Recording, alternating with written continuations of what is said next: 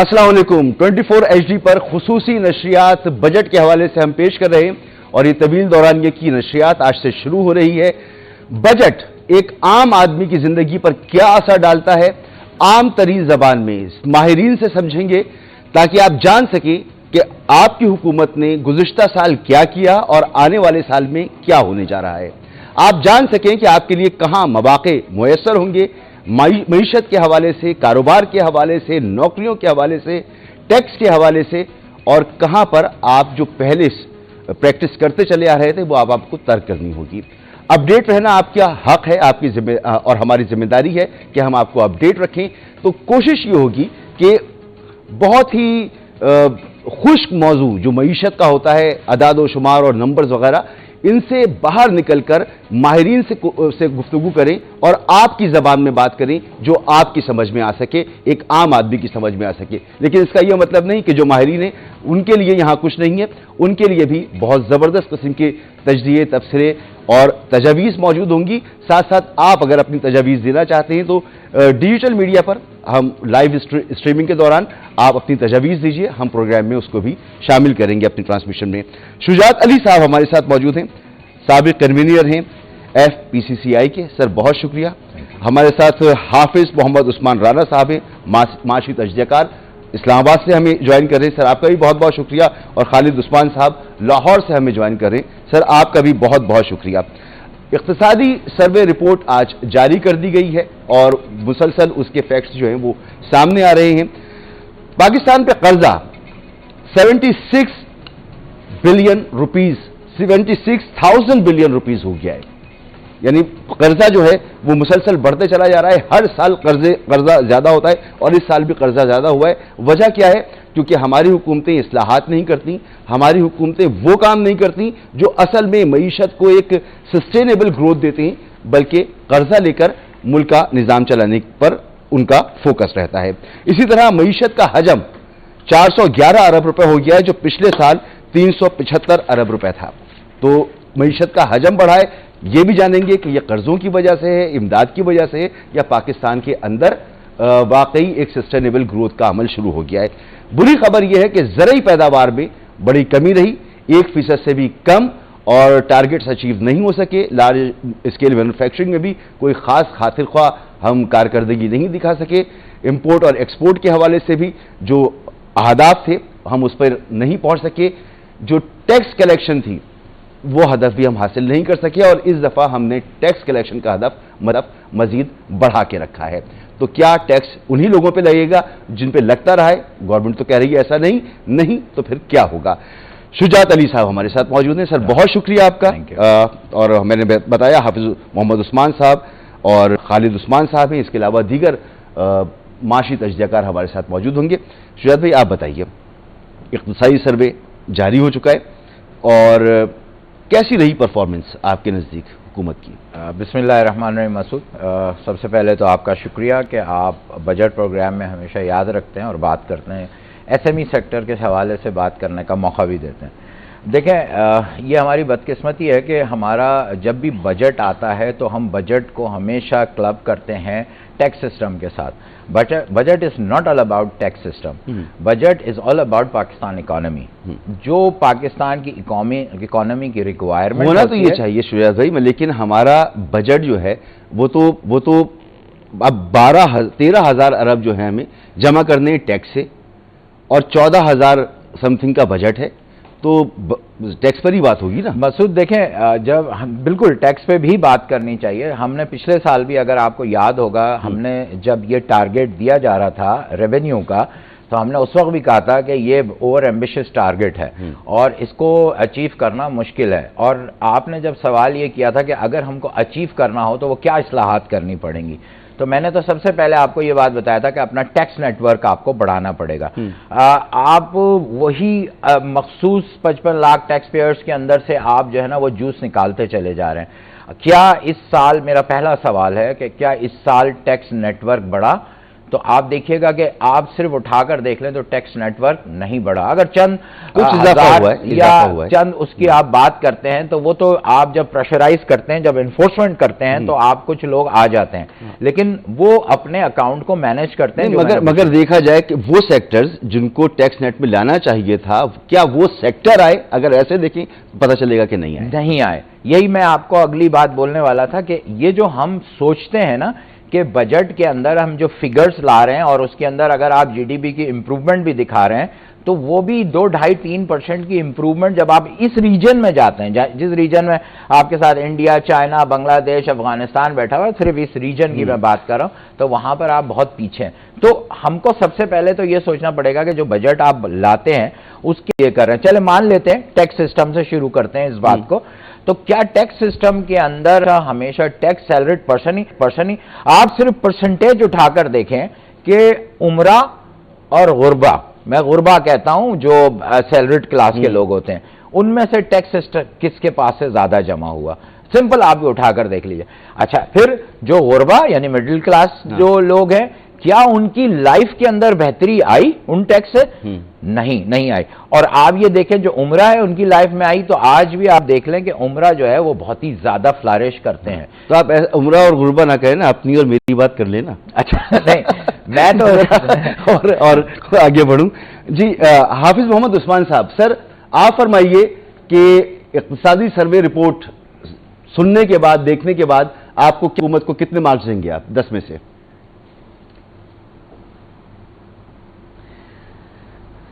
بہت شکریہ. سب سے پہلے تو جی میں نے اس کی رپورٹ بھی دیکھی اور فائنانس منسٹر صاحب کی پریس کانفرنس بھی دیکھی. تو ابھی اس کو کہہ سکتے ہیں کہ ملا جلا رجحان ہے. یعنی آپ اس کو یہ نہیں کہہ سکتے کہ ہم نے بہت ہی اچھا پرفارم کیا, ہم یہ بھی نہیں کہہ سکتے کہ ہم نے انڈر پرفارم کیا. ڈفرینٹ سیکٹرز کی بات کر لیتے ہیں, جس طرح انڈسٹری سیکٹر ہو گیا, آپ کا سروس سیکٹر ہو گیا, آپ کا ایگریکلچر سیکٹر ہو گیا. تو اس میں جو سب سے زیادہ اچھی جو اس پہ بات ہے اس میں یہ ہے کہ لائف سٹاک نے بہت اچھا پرفارم کیا اس کے اندر. ایگریکلچر کی جو میجر کراپس تھی وہ اتنا اچھا پرفارم نہیں کر سکی جتنا ہم ایکسپیکٹڈ تھا. اس کے ساتھ ساتھ اگر آپ دیکھیں, اگر ہم بات کر لیتے ہیں critical segment of the economy, جس کے اندر آپ کا ادر سیکٹرز آ جاتے ہیں, آپ کی ہول سیل, اور اس نے بھی اچھا, ریٹیلرز نے اچھا پرفارم نہیں کیا. ابھی جو ہمارے ساتھ جو کولیگ ہیں وہ بات کر رہے تھے ٹیکس کے اوپر, شجاعت صاحب, تو اس کی مین وجہ یہی ہے کہ ابھی ہمارا جو شجاعت صاحب جو ہیں, تو اس میں جو مین وجہ یہی ہے کہ ہمارے جو tax to G D P ریشو ہے وہ انکریز نہیں ہو رہا, کیونکہ آپ کے جب اخراجات آپ کے زیادہ ہوں گے اور آپ کی ریونیو اتنی نہیں ہوگی, انکم نہیں ہوگی, تو آپ کیسے اپنی اکانومی کو سٹیبل کر سکتے ہیں. تو اب فائنانس منسٹر صاحب کہتے ہیں کہ دے ہیو این ایم کہ انہوں نے ریز کرنا ہے tax to G D P ratio from 9% to 13%, اور وہ بھی کمٹمنٹ کیا آئی ایم ایف سے انٹرولز میں کریں. یہ نہیں کہہ رہے ہم کہ ہم اگلے سال جا کے اس کو ٹیکس کو امپروو کریں گے. جی تو اس میں یہ ہے کہ ان کو انڈاکومنٹڈ اکانومی پہ کام کرنے کی ضرورت ہے, جس طرح ریٹیلرز کو نیٹ میں لانے کی ضرورت ہے, اور ساتھ ساتھ سیلریڈ کلاس کو جو انہوں نے مینوفیکچرنگ سیکٹر ہے اس کو بھی ٹیکس ان کو 45% سے کم کر کے ان کو 25% یا 30% لانا چاہیے. کیونکہ دیکھیں اگر آپ لارج اسکیل مینوفیکچرنگ سیکٹرز کو دیکھیں تو انہوں نے انڈر پرفارم کیا ہے as compared to small scale manufacturing sector. تو اب لارج اسکیل مینوفیکچر کو آپ کیسے بوسٹ کر سکتے ہیں؟ وہ دو طرح سے ہوتا ہے. ایک تو آپ کی ڈومیسٹک کارپوریٹ انویسٹمنٹس آپ ان کو اٹریکٹ کریں, اور ایک فورن انویسٹمنٹس ہے ان کو اٹریکٹ کرنے کی ایف ڈی آئی سے کرنے. تو ان کو آپ انسینٹیوائز کرنے کی ضرورت ہے. اگر آپ ان کو ٹیکس بریکس نہیں دیں گے, آپ ان کو ٹیکس میں کوئی ایگزمپشن نہیں کریں گے, تو آپ جو ہے اس کو پروموٹ نہیں کر سکتے. آپ ایک ایگزامپل لیتے ہیں ہمارے پڑوسی ملک چائنا کی. جی تو چائنا میں گورنمنٹ پوری سپورٹ کرتی ہے اپنے لارج اسکیل مینوفیکچر سیکٹر کو. That's why BYD is competing with Tesla in the global market. تو اگر آپ گلوبل مارکیٹ میں اوور آل اگر دیکھیں تو جو توقعات تھیں وہ پوری نہیں ہو رہی ہیں. IMF کی جو کمپلائنس تھیں وہ ہم صرف اس میں لگے ہوئے ہیں. ہم نے نہ تو اپنی جو خسارے میں چلنے والی آرگنائزیشنز ہیں ان کا کچھ کیا, نہ ہی ہم نے اپنے اخراجات کم کیے, اور نہ ہی ہم ٹیکس نیٹ کو بڑھا سکے. ایسا ہی ہے نا؟ جی تھوڑی سی اس میں کریکشن کر دوں کہ کوشش کی گئی ہے. اگر آپ اکنامک سروے کی رپورٹ دیکھیں تو ہم نے پاسکو کو پرائیویٹائز کیا جو ایک بہت خسارے میں تھا, اور اب جو اصطلاحات کی گئی ہیں پاسٹ ایئر میں وہ کچھ حد تک بہتری کی طرف ہم جا رہے ہیں. اب ہم نے سسٹینیبلٹی کی طرف جانا ہے. ٹھیک ہے, اگر ہم یہ کہیں کہ ہم next 6 to 1 year 6 months to 1 year میں ہم یہ ختم کر دیں گے IMF کا پروگرام, تو یہ میرے خیال سے یہ تو ممکن نہیں ہے سر. ایک نیا پروگرام اس کے بعد کھڑا ہوا ہے, کیونکہ اگر آپ ہاں اس کے بعد بھی ایک نیا پروگرام ہے جس میں آپ کو ایکسٹرنل فائنینسنگ کرنی ہے. جی جی جی میں آپ کے پاس واپس آتا ہوں سر. ابھی اس مومنٹم کو قائم رکھیں. ہاں جی جی جی جی اس مومنٹم کو تو سر 20 سال سے ہم قائم رکھ رہے ہیں نا. ہر 20 سال گزر گئے, ہم یہی کہتے ہیں کہ ٹیکس نیٹ بڑھائیں گے, یہی کہتے ہیں اصلاحات لے کر آئیں گے, یہی کہتے ہیں خرچے کم کریں گے, یہی کہتے ہیں معیشت کو سسٹینیبل گروتھ دیں گے. 20 سال گزر گئے سنتے سنتے, مگر یہ ہو نہیں پا رہا. جی خالد عثمان صاحب, آپ کیسے دیکھ رہے ہیں اقتصادی سروے رپورٹ کے بعد یہی پرابلمز جو شجاعت صاحب کہہ رہے ہیں, یہی پرابلمز جو جناب حافظ صاحب کہہ رہے ہیں, آپ کی نظر میں بھی یہی ہیں یا کچھ اور چیزیں بھی ہیں؟ دیکھیے آپ نے جو اپنی آخری بات کی میں سمجھتا ہوں کہ وہ زیادہ مناسب بات تھی. دیکھیں ہم جب بجٹ کو ڈسکس کر رہے ہوتے ہیں نا جی, ہم اقتصادی سروے کے اندر ہم پچھلے سال کے اپنے فگرز کے ساتھ کمپیریزن بنا رہے ہوتے ہیں جی. لیکن ایکچوئل میں جب آپ ایک بگر پکچر دیکھتے ہیں, جب آپ بجٹ کو دیکھتے ہیں تو آپ کو بیسیکلی آئسولیشن میں نہیں دیکھنا. ابھی پچھلے دنوں ایک رپورٹ یہاں پر آئی ورلڈ بینک کی طرف سے جس میں 45% لوگ جو ہیں وہ غربت کی لکیر سے جو ہے وہ نیچے چلے گئے ہیں. یعنی 15-16 کروڑ لوگ تو ایسے ہیں اب آپ کے پاس کہ جو 2 وقت کا کھانا ہی کھا سکتے ہیں. تو ظاہر ہے جب وہ صرف کھانا کھا سکتے ہیں 2 وقت کا, تو پھر کتنے لوگ ایسے ہیں جو پاکستان کے اندر سیل پرچیز کی اس اکانومی کی اس ریل پیل کے اندر اپنی حصہ ڈال سکتے ہیں. تو میرا خیال ہے کہ یہ ہے وہ پرابلم جس کو ایڈریس کرنے کی ضرورت ہے. اور دوسری بات یہ ہے کہ ہم ایک مرتبہ پھر ناکام ہوئے ہیں اس بات پر. ابھی فائنانس منسٹر صاحب نے ہمیں نہیں بتایا کہ جو ٹرینڈز تھے, جو ریونیو کلیکشن ہوا ہے اس کے ٹرینڈز کیا تھے. جب وہ ٹرینڈز ہمارے سامنے آئے گے, ڈاکومنٹ ہم سامنے دیکھیں گے تو ہمیں زیادہ اچھا اندازہ ہوگا کہ کیا وہ سیکٹرز جہاں سے ہم نے کلیکٹ کرنے تھے ٹیکسز. دیکھیے ہم نے ملازمین سے تو 580 ارب روپے کے قریب پیسے اکٹھے کر لیے, لیکن یہاں پر ایک پکوڑے والا, ایک دہی بھلے لگانے والا, جو تقریباً ایسے لوگ بھی ہیں جن کو میں لاہور میں جانتا ہوں جو 1 لاکھ روپیہ روزانہ اپنے گھر لے کر جاتے ہیں. تو آپ مجھے بتائیے کہ ان کو ٹیکس نیٹ میں ہم کب لے کے آئیں گے؟ ہمارے پاس کب لے کر آئیں گے؟ وہ تو بیچارہ ٹھیلا لگا رہا ہے. ڈاکٹرز کو کب لے کر آئیں گے؟ وکلا کو کب لے کر آئیں گے؟ یہ بیوٹی سر جو بیچارہ ٹھیلا لگا رہا ہے نا سر, دیکھیں ایک ملازم جو 5 لاکھ روپیہ سیلری لے کے جاتا ہے وہ 2 لاکھ روپیہ گورنمنٹ کو دے دیتا ہے. لیکن جو جس ٹھیلے والے کی آپ بات کریں اس میں بہت سارے ٹھیلے والے ایسے ہیں جو لاکھ روپیہ نیٹ پروفٹ اپنے گھر پہ لے جاتا ہے. تو مجھے یہ بتائیے کہ ہم ان کو ٹیکس نیٹ میں کب لے کے آئیں گے اور اس پوورٹی کو کیسے ایڈریس کریں گے؟ اور سب سے بڑا مسئلہ میں جو سمجھتا ہوں جس کا کہیں پر بھی ذکر نہیں ہوتا ڈاکومنٹس کے اندر, وہ یہ ہے کہ آپ کہتے ہیں کہ آپ کے پاس 65% یوتھ ہے. اب مجھے بتائیے کہ اگر آپ نے اس یوتھ کو اگر آپ نے امپلائمنٹ دینی ہے, آپ نے ان کو جاب دینی ہے, تو آپ کو 7 سے 8% سے گرو کرنا پڑے گا. اور اگر آپ سمجھتے ہیں کہ آپ 2.67 اور پھر آپ یہ کہیں کہ جی انٹرنیشنل گروتھ جو ہے وہ ایوریج وہ 2.8% ہے, جبکہ آپ کے ریجن میں بالکل آپ کے ہمسائے میں یہ 7-8% کے ساتھ گرو کر رہا ہے. تو میں سمجھتا ہوں کہ اگر آپ نوجوانوں کو جابز نہیں دیں گے تو پھر الٹیمیٹلی آپ مجھے بتائیں یہ کتنا بڑا ایٹم بم ہے جو پائل اپ ہو رہا ہے. یہ پولیٹیکل سٹیبلٹی کس طرح آئے گی اور کس طرح اس ملک کی انڈسٹری چلے گی؟ بہت امپورٹنٹ بات کی ہے سر آپ نے, نہیں چاہتے اسی کو آگے ڈسکس کرتے ہیں. اور ایک بریک کی طرف مجھے جانا ہے. بہت امپورٹنٹ بات کی ہے کہ سماجی تو ہے ہی نہیں نا کہ ملک میں آبادی کس طرح سے بڑھ رہی ہے, ملک میں صحت کا کیا حال ہے, ملک میں تعلیم کا کیا حال ہے, اس پر تو کوئی فوکس ہے ہی نہیں. جو معیشت کے اشاریے ٹھیک کر دیں, جو گورکھ دھندا ہے اس میں بھی ہمیں ناکامی نظر آ رہی ہے. تو ایک بڑا سنجیدہ معاملہ ہے یہ کہ حکومت آئی تھی مہنگائی کم کرنے کے لیے, مہنگائی بڑھنے کی شرح کم ہوئی ہے, مہنگائی کم نہیں ہوئی. तरक्की जिस हिसाब से होनी चाहिए थी उस हिसाब से हमें नजर नहीं आ रही। एक ब्रेक के बाद गुफ्तगू को आगे बढ़ाते हैं।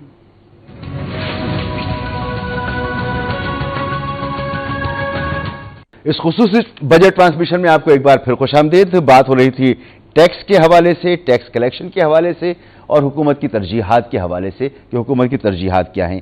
सर्कुलर डेट 1272 अरब रुपए पर इस वक्त खड़ा हुआ है। इसमें हम सैकड़ों अरब रुपए पे कर चुके हैं, लेकिन ये हजारों अरब में हमारे सामने एक पहाड़ की तरह खड़ा रहता है। ये बहुत बड़ा मसला है। सर्कुलर डेट शुजात साहब ये कम नहीं होता, टैक्स नेट हमसे नहीं बढ़ता। हम एक एग्रीकल्चर मुल्क हैं, लेकिन ज़राअत में हमारी ग्रोथ जो है 1% भी नहीं होती है। तो सर ये हुकूमती पॉलिसीज़ को कहीं यानी हम किस पैमाने पे जांचें आज? मसूद देखें, इस बात को तो मुझे और आपको मानना पड़ेगा कि हुकूमत कोई भी आए उसको सख्त इक़दाम तो करने हैं। अच्छा, अब सख्त इक़दाम करने के लिए अगर मेरे पास वो रोड मैप ही नहीं है तो कैसे करेंगे? अच्छा, इसके लिए ज़ाहिर है हुकूमत को चाहिए कि एक ऐसा इकोनॉमिस्ट इनके पास आए जो इनको एक 5 ईयर प्लान दे। आपको याद होगा 70s के बाद से कोई 5 ईयर प्लान नहीं है, और 70s का जो मुजिद था 5 ईयर प्लान का आज वो दुनिया में नहीं है, लेकिन उसको आज भी बड़े अच्छे नामों से कोरिया में याद किया जाता है। डॉक्टर महबूबुल हक जी मेरे टीचर भी रह चुके हैं। डॉक्टर महबूबुल हक ने वो जो 5 ईयर प्लान दिया था ना, वो आज से 50 साल पहले उस 5 ईयर प्लान की जो अहमियत थी वो आज भी उतनी ही है। आप जब कोई प्लान करने जाते हैं, टैक्स नेटवर्क के हवाले से कह लें, इकोनॉमी के हवाले से कह लें, या आप किसी भी तरीके से इंपोर्ट एक्सपोर्ट के हवाले से कह लें, आपको वो एक 5 ईयर प्लान देना पड़ेगा। वो 5 ईयर प्लान के अंदर आप इंसेंटिव भी देते हैं, कोई मेजरमेंट भी, उसकी इन्फोर्समेंट भी करते हैं। आप अगर ये समझते हैं कि ये सर्कुलर डेथ अगर कम हो तो देखें, उसका एक तरीका तो ये है कि आप इन्फोर्समेंट में आए। इन्फोर्समेंट के लिए 2 तरीके होते हैं। जो पूरी यूरोप के अंदर, जो मैंने देखा है पूरी दुनिया के अंदर, जो यूरोप सेक्टर क्या करता है, इन्फोर्समेंट जो है एक सॉफ्ट इन्फोर्समेंट करता है, उसके अंदर डराता नहीं है। वो डरा के लोगों से टैक्स नहीं निकलवाता, वो उनको इस तरह से अपने सिस्टम के अंदर इंगेज करता है कि उस सिस्टम के तहत लोग डर के मजबूरन अपनी सही आमदनी को जाहिर करते हैं और उसके ऊपर टैक्स देते हैं। अच्छा, अब उसके ऊपर अगर उनको जुर्माना भी होता है तो वो हाईलाइट नहीं होता, वो बताया नहीं जाता, लेकिन वो देने पे आमादा हो जाते हैं। दूसरा होता है कि आप डंडे के जोर पे करते हैं। हमारे मुल्क के अंदर जो है वो डंडे के जोर का रिवाज है, लोग डरते हैं। जब भी आप सॉफ्ट इन्फोर्समेंट करने जाएंगे लोग यही डरेंगे। उसकी बहुत बड़ी मिसाल है कि जब आप ब्लैक मनी को वाइट करने जाते हैं और आप उसके लिए एक प्लान देते हैं तो इतनी तादाद में लोग नहीं आते। ये ब्लैक मनी, जिसको हम ब्लैक मनी कहते हैं, आप खुद कारोबारी शख्सियत हैं, आप बताएं जब आपका कारोबार एक हद से बढ़ता है तो आप सही तरीके से अपनी डॉक्यूमेंटेशन कर सकते हैं मुल्क के सिस्टम में रहते हुए? कहीं ना कहीं कुछ ना कुछ करना पड़ेगा या नहीं करना पड़ेगा? विद ड्यू रिस्पेक्ट, देखें इसमें मेरा भी कसूर है। मेरे से मुराद मैं अपनी इंडस्ट्री की बात कर रहा हूँ, या अपने ट्रेड की बात कर रहा हूँ, या पाकिस्तान के बिजनेस सेक्टर की बात कर रहा हूँ। देखिए, बिजनेसमैन क्यों मजबूर होता है? मैं इतना शरीफ तो हूं नहीं, या मैं पाकिस्तान का बिजनेसमैन इतना शरीफ तो है नहीं कि वो सारे का सारा ये समझे वो ठीक कर रहा होता है, लेकिन मैं डरता हूं। एक बिजनेसमैन डरता है कि अगर आज मैं अपनी डॉक्यूमेंटेड इकोनॉमी के अंदर मैं अपने जो अदर बिजनेसेस लेके चल रहा हूं वो भी डाल दूंगा तो गवर्नमेंट पकड़ लेगी, क्योंकि गवर्नमेंट का हिस्ट्री यही है कि उन्हीं से निकलवाओ जो दे रहा है वही देता है। ये आपको दुबई में नहीं होगा, ये यूके में नहीं होगा, ये यूरोप में नहीं होगा, या अमेरिका में नहीं होगा। चौधरी नईम साहब, ये एक बहुत बड़ा मसला है सर, और इस पर जरा रोशनी। अच्छा, उस्मान राना साहब आप फरमाइए। ये एक बहुत बड़ा मसला नहीं है कि हमारा सरमायाकार, हमारा बिजनेसमैन मुल्क में जो ये जैसे शुजा साहब हैं, ये हमेशा से पाकिस्तान कर रहे हैं और यहां से बहुत जबरदस्त एक्सपोर्ट करते हैं, पूरी दुनिया में इनकी एक्सपोर्ट होती है, लेकिन ये भी कह रहे हैं कि मैं सब कुछ शो करते हुए डरता हूं। तो जब हम अपने ही लोग, हमारे मुल्क के लोग डरते हैं, तो एफडीआई की हम बात कर रहे हैं, एफडीआई तो फिर ऐसे नहीं आती ना सर। इस माहौल को ठीक करने के लिए हुकूमत ने अब तक क्या किया है? जी मसूद साहब, मैं पहले उन्हीं के पॉइंट्स के ऊपर थोड़ा कमेंट कर दूं कि उसके बाद मैं आपके क्वेश्चन की तरफ आता हूं। हमें ये नाजरीन को पता होना चाहिए कि इस दफा हम 2 बजट लेके आएंगे, एक आईएमएफ का जो रेगुलर बजट होता है और एक जो क्लाइमेट का 28 मंथ्स का प्रोग्राम है, हमने उसको भी देखना है जो 1.4 बिलियन का है। اب حکومت کے لیے ایک بڑا چیلنج یہ ہے کہ کیا وہ، جیسے آپ نے انرجی سرکولر ڈیٹ کی بات کی، جی اب رینیویبل انرجی کو اگر وہ پروموٹ کرتے ہیں تو پھر آپ کی کیپیسٹی پیمنٹ کے جو چارجز ہیں اس کے اوپر امپیکٹ ہوتا ہے. اگر تو وہ رینیویبل انرجیز کے اوپر اور ٹیکس لگائیں گے تو پھر آپ کیپیسٹی پیمنٹ چارجز کو تھوڑا سا ایڈجسٹ کر سکیں گے. دوسری بات جہاں تک آپ نے کی کہ انڈاکومنٹڈ اکانومی کی اور بزنس کی، تو آپ دیکھیں آپ نے ڈالر کی اسمگلنگ کو بھی کنٹرول کیا، اور اس سے کیا ہوا کہ آپ کی معیشت نے پرفارم کرنا شروع کیا. اب اسی طرح اگر آپ ایک ریٹیل سیکٹر لیتے ہیں، گولڈ کا سیکٹر لے لیں، آپ گولڈ ان پاکستان اگر آپ کمپیریزن کریں لیگل ورسز انڈاکومنٹڈ اکانومی، تو گولڈ آپ کا جو 13% ہے وہ لیگل ہے، اور باقی جو ہے آپ کو نہیں پتا کہ وہ ابھی تک ڈاکومنٹ نہیں ہوا. اب پچھلے بجٹ میں انہوں نے کیا کیا، انہوں نے instead of taking retail outlets into the tax net, cash, بالکل cash in circulation more than 9.4 trillion rupees ہے، which is 30% of the total money supply of the State Bank of Pakistan. اور آپ کا جو 53% آف دا پاپولیشن ہے وہ ان banked ہے اس time. تو اگر آپ ان کو نیٹ میں نہیں لائیں گے، اور پچھلے بجٹ میں انہوں نے جو میں بات کر رہا تھا کہ انہوں نے G S T hike the for P O S retailers 15% سے 18%، بجائے کہ آپ جو انڈاکومنٹڈ گولڈ ہے اس کو آپ نیٹ میں لے کے آئیں، اور جو ریٹیلرز جو ٹیکس نیٹ میں نہیں ہیں ان کی ٹیکس بیس کو بڑھائیں. آپ نے سیلڈ کلاس کے اوپر اور ٹیکس ڈال دیا. اب آپ کا جو ایگریکلچر، ہم ایگریکلچر آپ نے گولڈ کی جب بات کی، یعنی کون سا پاکستانی ہے جو یہ نہیں جانتا کہ وہ گولڈ خریدنے جاتا ہے، کیش پہ گولڈ لیتا ہے، اور اس کا کوئی ریکارڈ ہوتا ہی نہیں ہے. تو یہ ہر پاکستانی، یہ بڑے بڑے ہوتا ہی نہیں، یہ گورنمنٹ نہیں جانتی، بالکل جانتی ہے سر. کرنا کیوں نہیں چاہتے؟ دیکھیں اب یہ ایک سنہری موقع ہے گورنمنٹ کے پاس اس ٹائم. عوام کا بھی کانفیڈنس ہے پوسٹ وار، انٹرنیشنل لینڈرز کا بھی کانفیڈنس ہے، آپ کی جو فرینڈلی نیشنز ہیں ان کا بھی کانفیڈنس ہے گورنمنٹ کے اوپر، اور وی آر ورکنگ کولیکٹیولی. اب اس میں فیڈرل گورنمنٹ کے ساتھ ساتھ پروونشل گورنمنٹس کو بھی کام کرنے کی ضرورت ہے. اگر صوبے اس کے اوپر کام نہیں کریں گے تو خالی فیڈرل گورنمنٹ اس کے اوپر کچھ نہیں کر سکتی. تو جب سے 18ویں ترمیم ہوئی ہے، اس کے بعد NFC ایوارڈ ہوا ہمارے ملک کے اندر، تو ہم نے صوبوں کو زیادہ اختیارات دیے گئے. تو اس میں کولیکٹیولی ہمیں ایک وزڈم لانے کی ضرورت ہے، اور ڈیجیٹلائز جو ہے نا، آپ ڈیجیٹلائزیشن کی طرف جانے کی ضرورت ہے، اور تاکہ روشن ڈیجیٹل اکاؤنٹ ہے جس طرح اس طرح کے اور اقدامات کیے جائیں. دیکھیں یہ تو طریقہ ہے نا کہ کیسے ہمیں ٹیکس کلیکٹ کرنا ہے.